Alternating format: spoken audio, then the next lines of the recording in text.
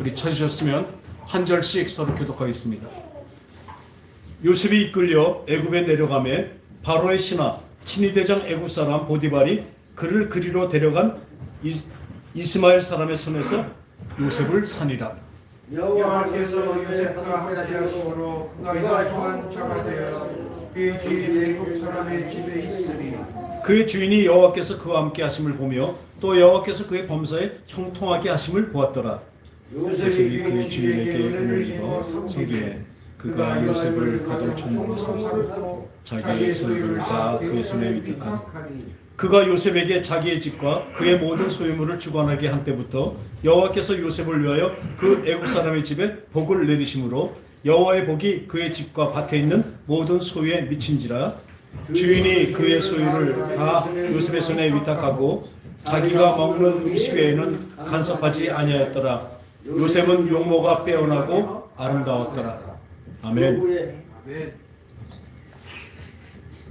오늘 제목은 꿈꾸는 요셉의 형통입니다. 따라합시다. 꿈꾸는 요셉의 형통. 꿈꾸는 요셉의 형통. 우리는 늘 그거 바라는 것이 잘못됐을지 몰라요. 형통하다 그러면 아까도 그 찬송했지만 만사 형통하다고 그렇게 생각합니다. 그런 형통한 것이 무엇을 보면 이 눈에 보이는 것들이 부족함이 없이 아주 풍성해지는 것을 형통하라고 이렇게 생각하고 있죠. 그러나 오늘 한번 볼까요? 과연 요셉이 어떤 때 하나님은 형통하게 하셨는가? 형통의 복이 요셉에게 미쳤을 때는 어떤 일이 일어났는가? 우리 한번 보겠습니다. 창세기 37장에 보면요. 야곱이 가나안 땅 곧 그의 아버지가 거류한 땅에 거주하였으니 야곱의 족보는 이러하니라. 요셉이 17세의 소년으로서 그 형들과 함께 양을 칠 때 그의 아버지의 아내 비라와 실바의 아들들과 더불어 함께 있었더니 그가 그들의 잘못을 아버지께 아뢰더라. 이 요셉은요, 나중에 또 태어나지만 그 12번째 아들 베냐민과 함께 그 야곱이 가장 사랑하던 라헬의 자식들입니다. 나머지들은 그 어머니가 다르죠? 비라와 실바의 그 아들들이에요. 그러니까 열 형은 바로 이 엄마가 다른 사람들이죠. 그런데 이 요셉은 그 이스라엘 야곱이 노년에 얻은 아들이므로 여러 아들보다 그를 더 사랑함으로 그를 위해 채색 옷을 지었더니, 그러니까 아름다운 옷을 입히고 특별히 사랑을 했다고 하고 있습니다. 그의 형들이 아버지가 형들보다 그를 더 사랑함을 보고 그를 미워하여 그에게 평안하게 말할 수 없었더라. 그러니까 같은 형제라도 많이 사랑받는 자는 뭐예요? 딴 형제들에게 질시를 당하게 됩니다. 근데 유독 그렇게 했어요. 그 앞에 야곱의 생애를 보면요, 야곱이 가장 사랑했던 아내가 누구예요? 라헬입니다. 그러니까 라헬에게서 늦게 났어요. 그게 바로 요셉입니다. 원래 늦둥이라 그러죠. 늦둥이를 참 귀여워한다고 그러는데 요셉이 늦게 나왔습니다. 그러니까 그 형들이 그 요셉만 사랑하니까 그것을 아주 질투하고 좋게 보질 않았죠. 그런데 요셉이 꿈을 꿨습니다. 꿈을 꾸고 자기 형들에게 말하며 그들이 그를 더욱 미워했더라. 어떤 꿈이에요? 요셉이 말합니다. 형들한테 얘기해요. 내가 꿈을 꾸었는데 같이 이 밭에서 그 탈곡하고 난 다음에 그 벼 집단들 있죠? 집단을 묶는데 내 집단이 있는데 서는데 그 앞에 형들 집단이 다 절하더이다 이렇게 얘기합니다. 그리고 그러니까 네가 우리의 왕이 되겠느냐? 참으로 우리를 다스리게 되겠냐 하고 그의 꿈과 그의 말로 인하여 그를 더욱 미워하더라. 그리고 또 다시 꿈을 꿨습니다. 어떤 꿈을 꿔요? 해와 달과 11별이 자기에게 절하는 꿈을 꿨다고 또 얘기합니다. 그러니까 그 뭐예요? 아버지 형들이 말하니까 아버지가 그를 꾸짖고 그에게 이르되 네가 꾼 꿈은 무엇이냐? 네 어머니와 네 형들이 참으로 나와 함께 가서 너한테 엎드려 절하겠냐고 야단을 칩니다. 그 형들이 시기하되 그 아버지는 그 말을 그 야곱은 깊이 간직했다고 말씀하고 계십니다. 오늘 많은 부분에서 이 요셉이 어떤 사람이냐면 그 고자질하고 형들의 잘못을 고자질하고 또 혼자만 채색 옷 입고 아주 뭐랄까 부유하게 혼자만 그렇게 살면서 또 꿈을 꿨는데 그 꿈을 또 얘기해서 미움을 사게 만듭니다. 그래서 참 경솔한 사람으로 얘기하는 사람들이 많이 있습니다. 그럼 나중에도 나오지만 나중에 꿈 한번 해석 자리에 서서 그 애굽 온 그 큰 나라의 총리 대신 지금 말하면 국무총리가 되는 것입니다. 그렇게 되는 꿈을 꿨다 그래서 꿈 한 번으로 아주 형통한 사람 이렇게 말하고 있습니다.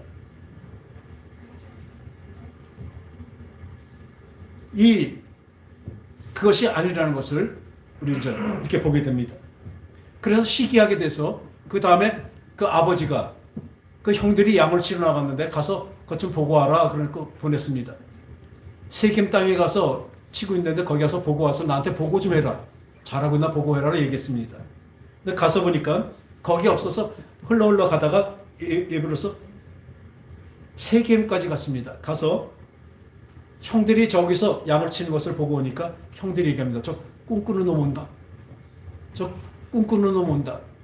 저걸 어떻게 할까? 죽여버릴까? 아주 그 벌판에서 만나니까 죽이려고 작정을 했습니다. 그런데 그 르벤 제일 맏형이 그래도 우리 형제인데 우리가 죽일 수는 없다. 그냥 저 구렁텅이 파서 거기다 이제 가둬놓고 우린 떠나자. 이렇게 얘기하고 갔다 왔는데 그 사이에 그 애굽으로 가는 이 장사꾼들이 지나가니까 거기에 그 둘째부터 유다부터 그 형들이 이 야곱을 거기다 장사꾼들에 팔아버립니다. 뭘로 팔았어요? 노예로 파는 거죠. 노예로 팔아서 어디로 갔냐면 그 애굽의 그 왕 바로 왕의 시위대장, 지금 말하면 그 뭐죠? 경호실장이죠. 그죠? 경호실장인 그 집에 노예로 팔리게 됩니다. 근데 오늘 본문에 아까 읽은 것처럼 39장 1절에 요셉이 이끌려 애굽에 내려가며 바로의 신하 친위대장 애굽 사람 보디발이 그를 그리로 데려간 이스마엘 사람의 손에서 요셉을 산이라. 근데 2장이에요. 그 아주 부유하고 아주 호식하던 그 집에 아주 귀한 아들로 있던 그 요셉이 어떻게 했어요? 죽음은 겨우 면했지만 그 장사 치는데 팔려갖고 노예로 그 애굽 땅에 팔려갑니다. 얼마나 신세가 처량합니까? 집에서 채색 옷만 입고 아버지의 그 사랑을 받고 아주 귀하게 자랐던 그 요셉이 하루아침에 아주 그 남의 나라 그것도 노예로 팔려가는 것입니다.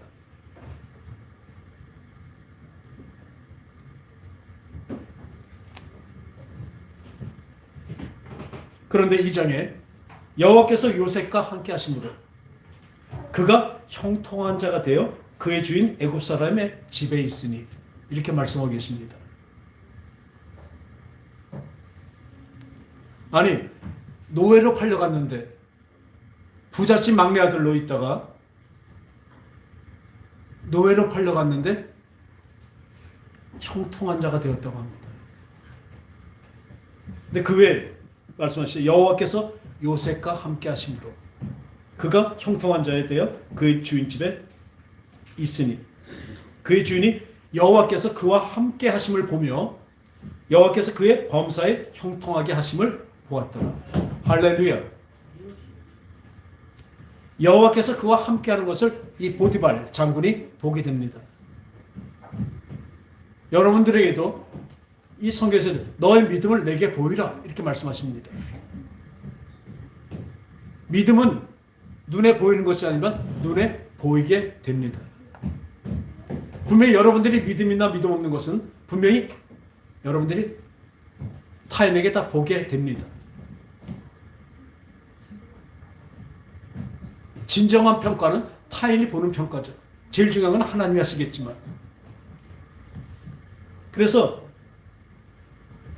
요셉이 그의 주인에게 은혜를 입었고 섬김에 그가 요셉을 가정총무로 낳고 자기의 소유를 다 그에게 의탁했어요.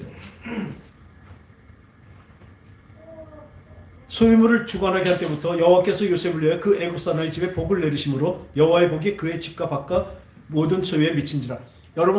여러분이 하나님과 함께 하시면서 어디에 거하면 그것도 복을 받는 것을 믿으시기 바랍니다.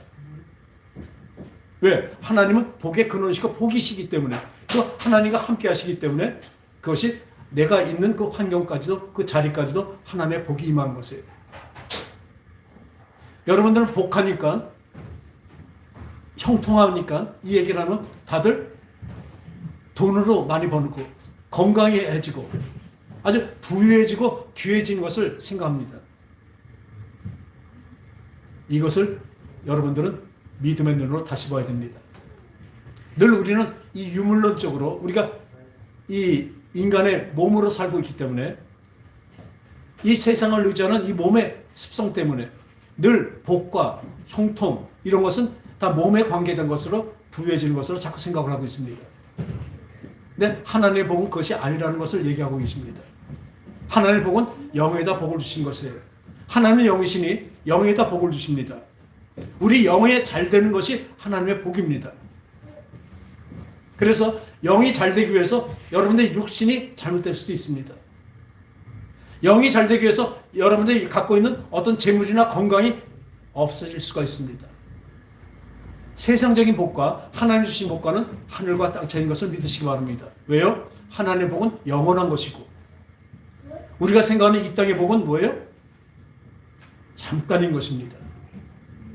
그러나 우리는 그 영의 눈이 트이지 않았기 때문에 믿음을 잘못 보고 그 복을 잘못 보고 이 세상의 복을 늘 바라며 살고 있습니다.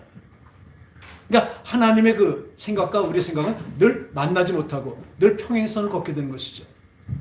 수준이나 차원의 차이기 때문에 그렇습니다. 그랬는데 요셉은 용모가 빼어나고 아름다웠더라. 그 후에 그의 주인의 아내가 요셉에게 눈치쳤다가 동침하기를 청하니 요셉이 거절하며 자기 주인의 아내에게 이르되 이 집에 나보다 큰 일 없는데 주인이 아무것도 금하지 않았어도 금한 것은 당신뿐이라. 당신은 그의 아내임이라. 그런즉 내가 어찌 큰 악을 행하여 하나님께 죄를 지으리까. 요셉은요 이때 한 20세 미만의 아주 건장한 청년입니다. 몸에 그 힘이 특히 욕정이 가장 강할 때예요. 그런데요 이 보디발 장군의 부인이 요셉을 유혹합니다. 자꾸 잠자리를 갖자고 유혹을 해요. 그런데 요셉은 이렇게 말하죠. 어때요? 내가 하나님께 죄를 지으리까. 악을 범하지 않는다고 말하고 있습니다. 그리고 피해서 나가다 보니까 날마다 졸랐대요. 근데 그날은 아무도 없었어요. 그 보디발 장군 아내와 요셉밖에 없었습니다. 그 집안에. 그런데 그날도 또 동침하기를 권하니까 이 말을 하고 도망가다가 옷이 벗겨졌습니다. 그 옷을 벗어버리고 도망간 거예요. 옷을 잡으니까. 그랬더니 이 보디발 장군의 아내가 자기를 겁탈하려고 왔다가 이 옷을 봐라. 저 히브리 있죠. 유대인 놈이 나를 겁탈하려고 왔다가 이렇게 내가 소리 지르고 막 옷을 잡아다니까 도망갔다. 그리고 억울한 누명을 씌웁니다. 그런데 이에 요셉의 주인이 그를 잡아 옥에 가더니 그 옥은 왕의 제수를 가두는 곳이었더라. 요셉이 옥에 갇혔으니 그 보디발 장군이 와서 얘기를 들으니까 얼마나 황당해요. 자기 부인을 겁탈하려고 그랬다니까. 그러니까 화가 나서 옥에다 가두는데 그 옥이 왕의 왕에게 죄진 그 아주 높은 죄수들이에요. 그러니까 높은 지위의 죄수들을 가두는 그 자기 그 감옥에 옥에다 가뒀습니다. 근데 보세요. 이에 요셉의 주인이 그를 잡아 옥에 가두니 그 옥은 왕의 죄수를 가두는 곳이었더라. 요셉이 옥에 갇혔으나 뭐라 그래? 갇혔으나 21절에 여호와께서 요셉과 함께 하시고 그에게 인자를 넣어서 간수에게 은혜를 받게 하시니. 여기서 뭐라고 말씀하세요? 여호와께서 요셉과 함께 하셨대요. 우리는 어떤 어려운 일이 나고 계속 어려운 일이 계속 닥치면 어떻게 생각해요? 하나님 어디 계세요? 도대체 어떤 사람은 나에게 왜 이러세요? 예전에 저 예수 믿기 전에 한참 전이죠. 포세이돈 어드벤처라고 그 포세이돈 호라고 아주 큰 배가 있어서 절대로 침몰 안 한다고 아주 그렇게 크게 진 배입니다. 근데 그게 가다가 그 빙산에 부딪혀갖고 파손하게 되죠. 파손해갖고 그게 이제 뒤집어져 버렸어요. 그러니까 거기서 탈출해 나오려니까 어떻게 해요? 완전히 뒤집힌 거에서 거기서 불과 막 해서 막 빠져나와요. 물속으로 해서 막 그 배를 빠져나오는데 그 중간중간에 진 해크맨이라고 아주 유명한 배우인데 그분이 목사였었어요. 거기서 하늘을 보면서 이렇게 얘기하더라고요. 계속 빠져나오다 힘드니까 하나님 도와주시지 않아도 됩니다. 근데 방해만 하지 마세요. 그때 저 안 믿을 때인데 예수 안 믿을 때 그 말이 지금까지도 아주 명언해요. 너무 멋있어요. 하나님 앞에 도와주지 못하면 방해는 하지 마세요. 좀 빠져나가게 했어요. 근데 지금 그게 얼마나 우스운 말입니까? 요셉이 그 모함까지 당해갖고 이렇게 왔는데 지금 보면요. 요셉은요. 한 번도 불평하거나 원망하거나 또 핑계가 아니죠. 이건 잘못된 거니까 그것에 대한 변명과 여러 가지를 하질 않았어요. 성경에 아무도 안 나옵니다.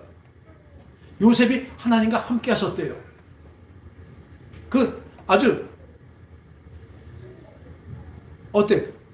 완전 무고하게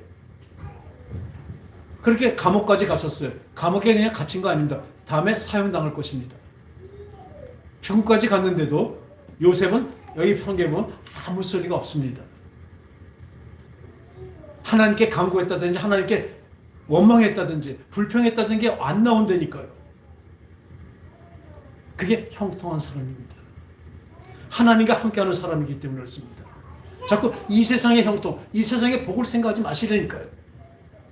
진정한 형통한 것은 하나님과 함께 하실 때 하나님이 하시는 그대로 감사하는 사람이 최고의 형통한 자입니다. 그것을 얘기하고 있는 것입니다. 여호와께서 요셉과 함께 하시고 그에게 인자를 더하사 어떻게 노예로 팔렸고 거기서 또 열심히 일했는데 아주 신임까지 받고 그 가정 총무까지 했는데 그 부인이 또 유혹함으로 거기에 또 누명까지 써서 감옥에 갇히게 됐어요.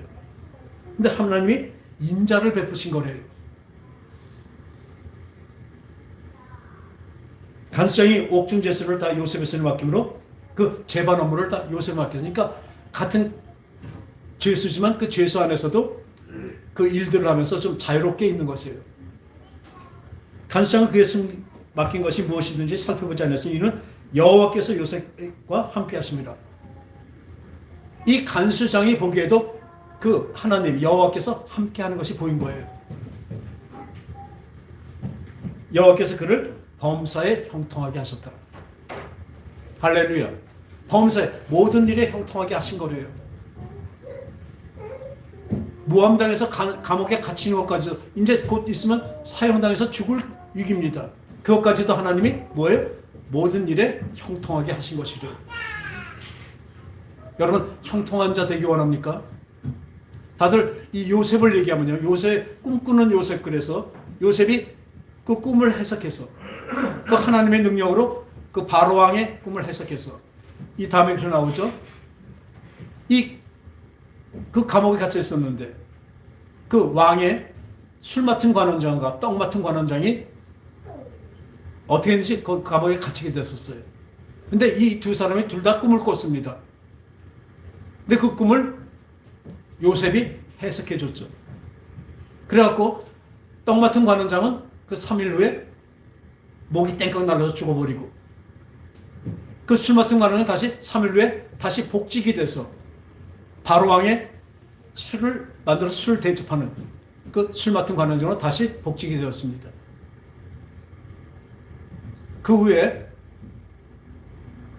이 바로 왕의 꿈을 꾸었는데 이걸 해석할 사람이 없어요. 그래서 아무 찾다 보니까 그 술 맡은 관원이 그때 생각나는 거예요. 왕이시여, 제가 생각해보니까 전에 제가 감옥에 갇혔을 때 그것에 히브리 사람 요셉이라는 사람이 있었는데 그 사람이 꿈을 잘 꿔서 제가 이렇게 다시 복직한 것을 다 해몽해 줬습니다. 그를 부르시죠. 그래, 불러보자. 불러와서 왕이여, 꿈이 무엇입니까? 하니까 그 살찐소가 7마리 살찐소가 풀을 뜯고 아주 둥둥이 아주 든든하게 잘 아주 살찐 소가 있었는데 조금 있더니 7마리 아주 파리하고 아주 빼짝 마르고 아주 흉측하게 생긴 소들이 7마리가 와갖고 그 살찐 소를 다 잡아먹더래요. 그러니까 이게 도대체 무슨 꿈인가 해석 못했는데 이 요셉이 꿈을 해석해 주죠. 그 꿈을 해석하는 옛날에 그 점성술사, 그 별을 보고도 점을 치고 꿈을 해몽하던 그런 사람들이 많이 있었잖아요. 그 사람이 다 못했는데 얘기합니다. 여호와 하나님께서 가르쳐 주셨다는 거죠. 그 7마리 살찐 소는 7년 동안의 풍년입니다. 그리고 그 파리하고 아주 바짝 마른 그 흉측한 소들 7마리는 7년 흉년을 얘기하고 있습니다. 그러니까 왕이시여, 그 7년 풍년 때 양식이나 모든 것을 잘 비축해 놨다가 그 7년 흉년 때 대비하십시오. 그랬더니 이 바로가 뭐라고 얘기해요? 모든 사람들이 이를 좋게 여긴지라 바로가 그 시내들에게 이와 같이 하나님의 영에 감동한 사람을 우리가 어찌 찾으리요? 하나님의 영에 감동한 사람, 하나님이 함께하는 사람을 우리가 어찌 찾으려 하고 그에게 내 집을 다스리라고 얘기하고 있습니다. 애굽 나라를 다 다스리라고 얘기하고 있습니다. 그래서 요셉은 총리 대신 되어서 왕 바로 밑에 제일 높은 위치에 있어서 또 이 7년 풍년 동안 많이 비축하고 7년 중년을 대비했습니다. 그리고 7년 중년 때 그 많은 사람들에게 그 흉년이 되니까 그 양식이 부족한 그 나라들과 많은 사람들이 왔을 때 그들에게 그것을 팔면서 아주 높은 돈을 받고 또 땅도 받고 여러 가지에서 바로를 완전히 부자를 만들어 줍니다. 근데 이때 이스라엘에 있었던 그 이스라엘 야곱의 집에도 그 흉년이 왔으니까 그 애굽 땅에만 양식이 있다는 얘기를 들으니까 그 형제들 10명이 야곱이 보냅니다.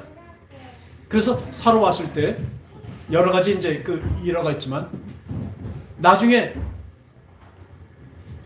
이 요셉이 얘기를 하죠. 내가 요셉이다. 그러니까 이 형들이 얼마나 놀라겠어요. 그런데 요셉이 이렇게 얘기합니다. 이 요셉이 뭐라 하냐면 형들이 나를 팔아버렸다고 너무 상심하거나 두려워하지 마십시오. 이것은 하나님이 나를 우리 형제들보다 먼저 애굽으로 미리 보내신 것이라고 얘기하고 있습니다. 하나님의 계획을 이루시려고 나를 먼저 보냈을 뿐이라고 얘기하고 있습니다. 그러니까 요셉은 지금 형들이 오면 어떻게 해요? 원수를 갚아야 되잖아요. 그죠? 자기를 죽이려고 팔아버렸는데. 근데 그런 마음이 하나도 없어요. 왜요? 하나님의 계획을 믿었기 때문에 그렇습니다. 요셉은 꿈꾸는 자라는데 이 꿈만 꾸는 것이 아니라 소망이 있습니다. 믿음입니다. 어떤 게 있어요? 하나님은 하나님의 계획을 이루신다는 것이죠. 나는 지금 모르지만 지금 상황으로 나는 하나님의 계획을 알 수가 없습니다. 그 크신 하나님의 계획을 어떻게 합니까? 근데 믿는 것입니다. 하나님의 계획은 하나님이 분명히 이루실 것을 믿습니다. 가장 완벽하고 좋은 것으로 인도하실 것을 믿습니다. 지금 상황이 어떠든 간에. 그래서 어떻게 되죠? 그래서 고센 땅으로 그 야곱의 모든 형제가 다 이주하게 되죠. 그리고 어디서 살아요? 애굽 땅에서 살게 됩니다. 그 야곱이 나중에 이렇게 얘기하죠. 하나님이 나한테 약속했다. 이스라엘 백성, 너한테 나오는 이스라엘 백성이 강성하고 아주 크게 만드시겠다는 그 약속을 하신 거예요, 야곱에게. 그것을 하나님이 이루신 것입니다. 어디서 이루셔요? 그 큰 나라 애굽에다 데려다 놓고 이루신 것이에요. 그리고 그 다음에 이렇게 말씀하시죠. 그리고 너를 다시 이스라엘로 돌아오게, 예루살렘으로 돌아오게 만들 것이라고까지 약속하셨습니다. 나중에 출애굽하잖아요.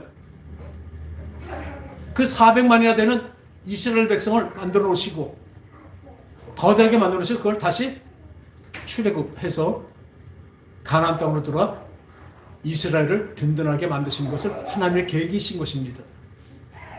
그것을 이루기 위해서 야곱서부터 특히 이 요셉을 쓰신 거죠. 그렇기 때문에 요셉은 이 진짜 창대한 이 하나님의 계획이 이루어질 것을 믿었기 때문에 이 계획이 뭔지 몰라도 이뤘기 때문에 지금 어떤 상황에도 불평하지 않았다는 거죠. 한번 다시 볼까요? 맨 처음에 그 꿈을 얘기했을까요? 형들의 그 벼 집단이 나의 집단에게 다 절하더이다. 이 얘기하면 욕먹을 거 알아요, 몰라요? 요셉이 철부지가 아닙니다. 요셉은 하나님의 꿈을 꾸는 하나님의 그 꿈을 주고 그에게 명철과 지혜를 주신 것이라니까요. 이 지혜 있는 자가 왜 그것을 얘기할까요? 우리 장로님 같으면 그런 일이 있으면 얘기하겠습니까? 형들한테? 그냥 꿀밥 먹고 욕이나 먹죠. 그런데 왜 얘기했을까요? 하나님의 꿈을 선포한 것입니다. 어떤 일이 일어나고 이렇게 욕을 먹을지 알면서도 얘기했어요. 왜요? 하나님의 일을 선포한 것이니까요. 할렐루야. 선포라니까요. 그리고 그 해와 달과 그 11집단이 자기의 절하다. 이것까지 얘기하면 엄마 아버지까지 같이 또 자기한테 절한다는 얘기잖아요. 선포한 거예요. 하나님의 계획이 이렇게 될 거를 선포한 거예요. 믿으십니까? 우리는 내 어떤 하나님의 선포하는 말씀이 있는데 그것을 얘기하면 나에게 불이익이 돌아오고 내가 질질당하고 욕먹을까 봐 다들 어떻게 해? 지혜롭게 해야 돼요. 특히 저는 말씀을 선포하는 자인데 지혜롭게 하래요. 저에게 늘 걸리는 게 뭐냐면 중간이 없다는 이 말이 많이 걸리나 봐요. 먼저 계신 어떤 분들은 이 천국과 지옥이 중간이 없다. 성화의 가정이 없으면 멸망이다. 그리고 하나님과 세상 중간이 없다는 것을 늘 가르치는데 많은 사람들이 중간에 있기를 원해요. 중간에 있기를 원해요. 세상도 괜찮고 하나님도 믿고. 저는 분명히 말씀드립니다. 그런 거 절대로 없습니다. 여러분들이 구원에 들어가려면요 오직 하나님만 믿어야 되는 거예요. 세상에서 내가 버림을 당할지라도 하나님을 택해야 되는 것이 구원입니다. 근데 워낙 세상이 그 유혹이 심해요. 적당히 하래요. 저도 여러 번 들었습니다. 적당히 하라고. 그러니까 자꾸 사람들이 떠나가지 않네요. 사람 떠나는 것은 싫습니다. 저도 싫어요. 그렇지만 바른 것을 바르다고 말하는 것이 더 중요한 것인 걸 아시기 바랍니다. 저에게 어떤 불이익이 오더라도 저는 이것을 분명히 말씀드릴 것입니다. 그 천국과 천당과 지옥 사이 그 500당은 없다니까요. 근데 자꾸 그런 걸 가르쳐요. 세상이 그렇게 만들고 있어요. 그러니까 요즘에는 어떤 자세요? 교회가 세상을 걱정하는 것이 아니라 아주 이제 세상에서 교회를 걱정해요.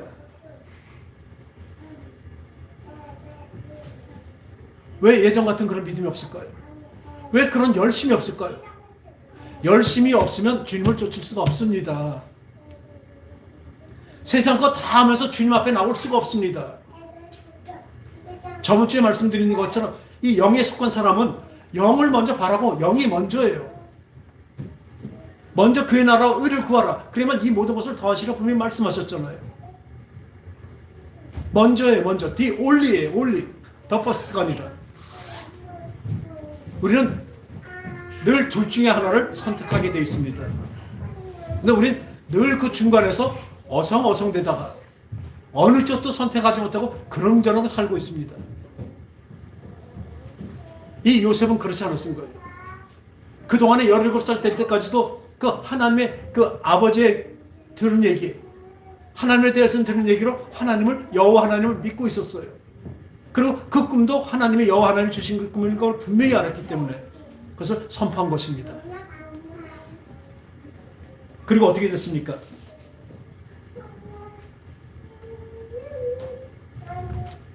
거기서 죽음을 경험하고 팔려갔잖아요. 보디발 장군 집에 팔려갔는데 그 보디발 장군이 볼 때 어때요? 저는 여호와 하나님, 니네 그 여호와 하나님과 함께 하심으로 네가 형통한 자가 됐다. 그렇게 말하고 있고 그렇게 보고 있는 것입니다. 그런 지경에 오면요, 여러분 어떻게 해요? 아이고 하나님 앞서서 우리 같으면 얼마나 불평불만했겠습니까? 그럼 그 얼굴이 어땠겠습니까? 그냥 찌그리 궁상이 됐을 거 아니에요. 그 잘 살지 부잣집 막내 아들로 있다가 거기서 그 먼 나라 아주 노예로 팔려왔는데, 종으로 팔려왔는데 그 요셉의 표정이 어땠어요? 빛이 났어요. 여러분의 나온 그 상황이나 환경이 여러분들의 그 빛을 가리우지 않게 하십시오. 여러분들이 영의 빛, 아까 찬양한 대로 내 영혼아 빛을 발하라. 내 속에 하나님이 함께 하심으로 그 빛이 발하는 저와 여러분 되시기 바랍니다. 그게 표정, 낯빛으로 나타나는 거예요. 낯빛이 시커멓고 하얗고 문제가 아닙니다. 빛나는 사람이 있어요. 무슨 빛이요? 영의 빛입니다.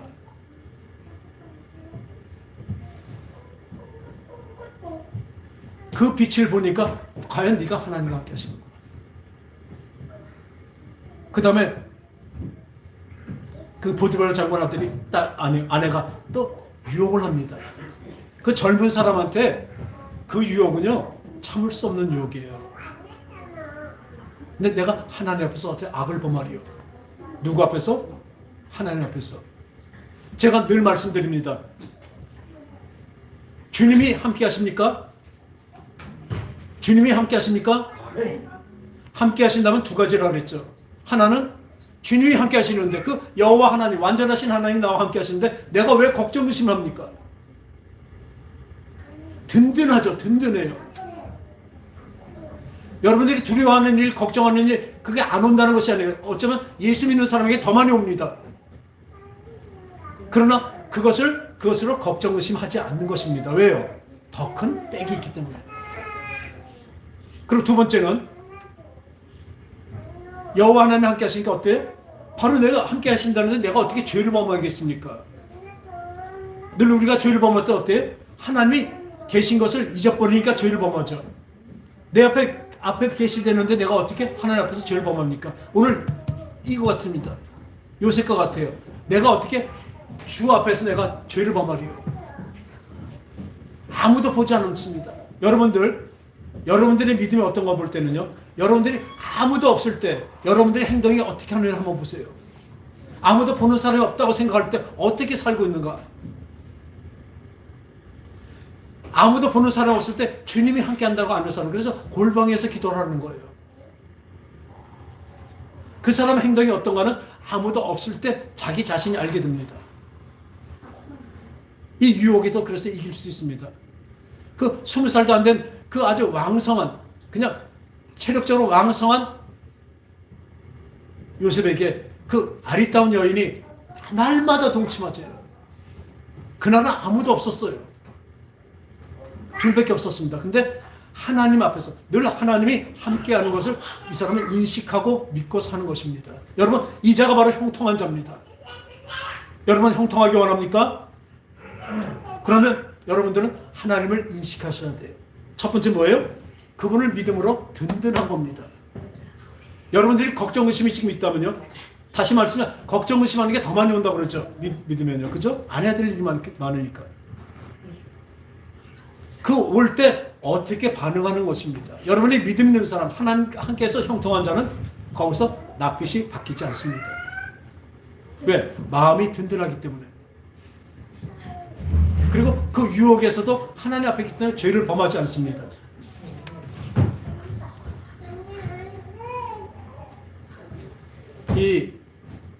그리고 그 후에도 이 과정에서도 요셉은 어땠냐면, 지금은 이해할 수 없을지라도 분명히 하나님은 나를 가장 의로운 길로 이끄실 거라는, 아까 우리 찬송할 때 완전하신 하나님 할 때죠. 그는 나를 분명히 의의 길로 인도하실 것을 믿습니다.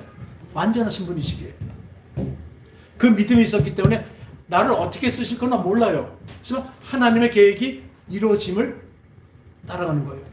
우리 주기도문은 잘하죠. 하늘에서 뜻이 이 땅에서도 나를 통해서 이루어달리는 거예요. 하나님은 하나님의 뜻을 분명히 이루십니다. 아멘. 분명히 이루십니다. 내가 순종 안 해도 이루셔요, 어차피. 근데 나에게 복을 주시려고 나에게 순종하게 주시는 거예요. 그게 좋은 거로만 오는 게 아닙니다. 나쁜 거로 올 때가 더 많이 있습니다. 오늘 형통한 자를 그렇게 얘기하고 있습니다. 결과적으로 어떻게 팔려가서 그 감옥에 또 갇혔는데도 형통한 자래요. 그 감옥에서 이제 더 이상 그 모함까지 당했잖아요. 누명을 썼잖아요. 이건 얼마나 억울해요. 근데도 여기서 항변한번 했다는 얘기 없습니다. 요셉은 하나님의 뜻이 이루어질 걸 분명히 믿었기 때문에 거기서도 묵묵히 충실히 자기한테 닥친 모든 상황에 충실히 일을 했습니다. 그러니까 그 간수장의 눈에 들어서 그 죄수를 돌보는 일에 거기서 또 있었습니다. 그리고 꿈을 또한 해석함으로 총리 대신 됐는데 그게 뭐예요? 이스라엘 백성을 애굽에서 살게 만드신 하나님의 뜻인 것을 믿으시기 바랍니다. 하나님의 그 거대한 뜻을 이루려고 요셉을 그렇게 보내신 거죠. 결과적으로 그렇게 된 거죠. 우리 삶도 그렇습니다. 우리가 하나님께 나와서 어떤 사람들을 시상식에 와서 그러죠. 우리 먼저 우리 하나님께 감사드립니다. 물론 좋은 말이에요. 상 받았으니까 감사하는 것 당연한 겁니다. 그럼 여러분이 결핍이 왔는데 감사하실 수 있습니까?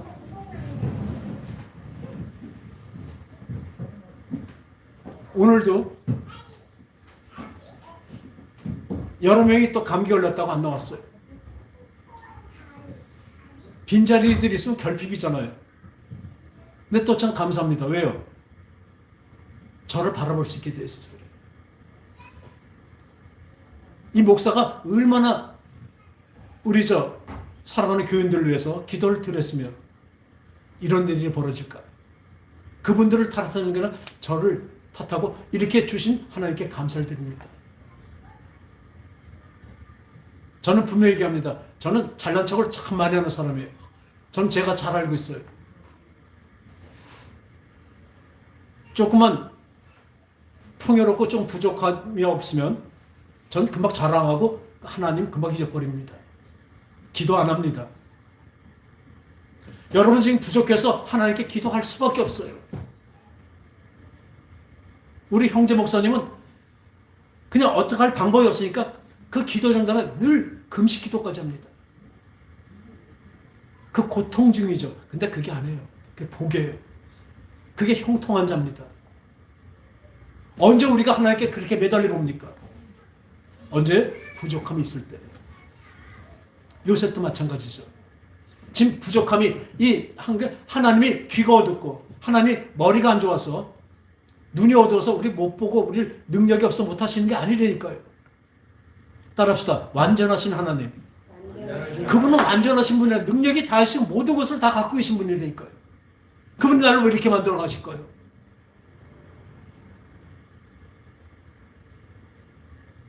저를 부르실 때 주위에서 많은 사람들은 빨리 목사하라고 얼마나 많이 했는지 몰라요. 근데 그때마다 아니라고 계속 말씀하셨어요. 그리고 60이 넘으니까 그때서 부르셨어요. 제 생각에는 한참 펄떡펄떡 날려고 할 때 그때 부르셨으면 교회도 부강해지고 막 또 그런 시절이었거든요. 근데 그런 시절도 지나고 이제 다 늙은 다음에 왜 부르셨을까요? 진정한 하나님의 종으로 살으라고 하신 것입니다. 왜 이렇게 부족함이 많을까? 그게 아니라 그 부족함 때문에 제가 하나님과 더 가까이 하게 되는 것을 여러분들 분명히 아시기 바랍니다. 그래서 이 야곱은 자기를 통해서 하나님의 뜻이 분명히 이루어질 믿기 때문에 지금 어떤 상황, 완전히 죽음의 나락에 떨어져도 하나도 실망하지 않았습니다. 낭망하지 않았습니다. 이건 당연히 낭망하고 완전히 좌절할 위기까지 갔잖아요. 그렇지만 한 번도 그런 소리가 없었어요. 왜요? 하나님은 나를 의의 길로 분명히 그 영원한 안식의 길로 분명히 인도하실 것이기 때문에 그 과정이 어떤 간에 이건 나는 싫지만 이 과정은 나는 싫어요. 이 상황은 나는 싫어요. 저는 이 얘기를 하니까 그 전에 이 예수 그리스도 이름으로 병도 고치고 귀신도 내쫓고 또 이런 사역을 할 때는 많은 사람들이 와서 그것을 바라고 왔었어요. 근데 요즘은 어떻게 해요? 어려운 상황이면 이걸 통해서 하나님을 더 만나게 하신 하나님께 감사하자. 하나님이 뭐가 부족해서 하신 거나 내가 이 하나님을 향한 이것이 부족하기 때문에 이것을 주신 것이라는 걸 분명히 알면서 이렇게 얘기합니다. 따라합시다. 믿음은 나에게 오는 모든 상황이 가장 좋은 것, 가장 적합한 것이다. 그렇게 믿는 것이 믿음입니다. 근데 우리는 그렇게 안 하잖아요. 하나님 이거 고쳐주세요. 하나님 이 부족하면 주세요. 기도도 다 그렇게 합니다. 어느 것 하나 하나님 이 뜻 하나님 뜻을 이루소서. 하나님의 뜻을 나를 통해서 뭐 이룰 걸 있기 때문에 지금 감사합니다. 지금 거꾸러지는 것 같죠? 만약에 거꾸러지지 않을 것을 내가 믿기 때문에 주님 감사합니다. 여기까지 하나님은 만들어 가시는 것입니다.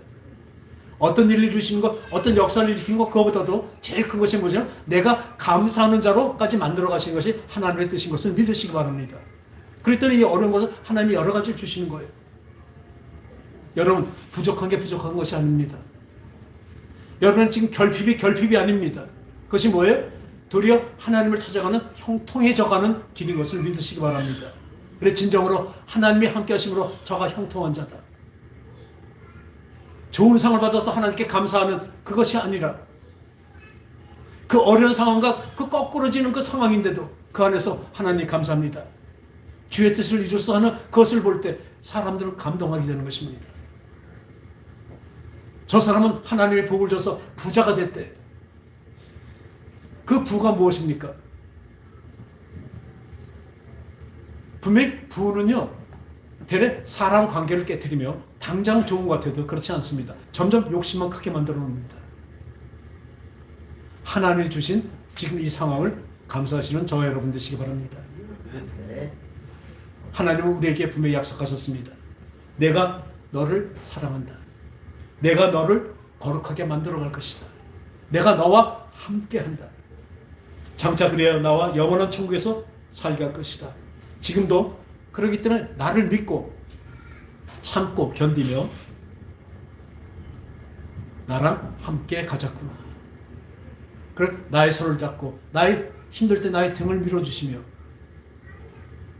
나와 함께 나를 형통한 자로 만드시는 우리 하나님께 감사를 드립니다. 기도하겠습니다. 하나님 아버지, 요셉을 하나님의 뜻을 이루시는 도구로 사용하셨을 때 요셉은 그 어려운 상황에서도 한 번도 불평이나 원망을 한 적이 없습니다. 도리어 그 낯빛은 언제나 그 영원히 하나님의 함께 하심으로 그 영원히 밝게 빛나므로 그 낯빛이 늘 밝고 또한 그 기쁨으로 가득 찬 그 마음이 많은 사람들에게 너는 여호와 하나님과 함께함으로 형통한 자라를 그런 칭송까지 듣게 됩니다. 그러나 눈앞의 상황은 그렇지가 않습니다. 녹록지가 않습니다. 눈앞의 상황은 죽음까지도 각오하게 만들지만 그러나 우리는 이 상황이 하나님의 그 놀라우신 계획을 이루시는 귀한 사역인 것을, 그 과정인 것을 우리 분명히 이 과정에서도 우리 기뻐합니다. 그 감사할 것을 미리 감사합니다. 예수님의 이름으로 간절히 기도합니다. 아멘.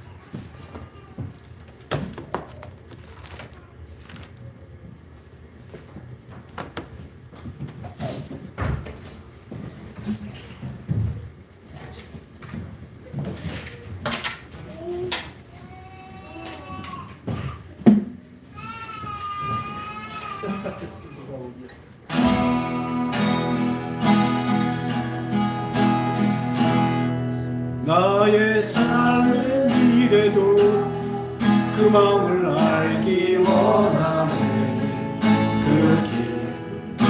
그 좁은 길로 가기 원해.